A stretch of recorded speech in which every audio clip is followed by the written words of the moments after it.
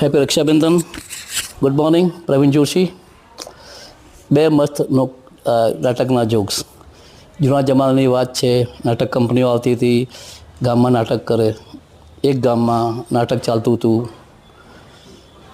શ્રી રામ અને રાવણનું રામાયણનું નાટક એ ચાલતું હતું. નાટક છેલ્લી ગયો, અંત આવી ગયો હતો.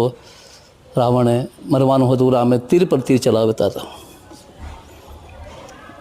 રામે ઘણા બધા તીર ચલાવ્યા, પણ રાવણ પડે નહીં. પાછળથી કીધું, ભાઈ પડી જા, હવે તારે મરવાનું છે.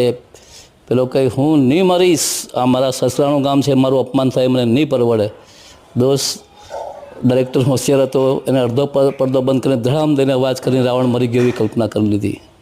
ચાલો એક બીજો આવો એક નાટકનો વાત કહી દઉં. આવા બીજા ગામમાં રામાયણની વાર્તા ચાલતી હતી, કથા ચાલતી હતી. એમાં પાછું છેલ્લે અંત આવ્યો.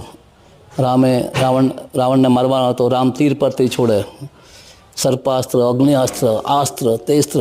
પેલો પાછળથી કીધું, ભાઈ પડ. પેલો કે નહીં પડું, તમે બ્રહ્માસ્ત્ર મારો તો બી નહીં પડું. પણ કે કેમ? મારો 3 મહિનાનો પગાર બાકી છે. કે ભાઈ આ તારી વાત યોગ્ય નથી. પેલો કે ના છે. તો પેલાએ પાછળથી એક તીર આપ્યું, એની પર એક પોટલી લટકાવેલી.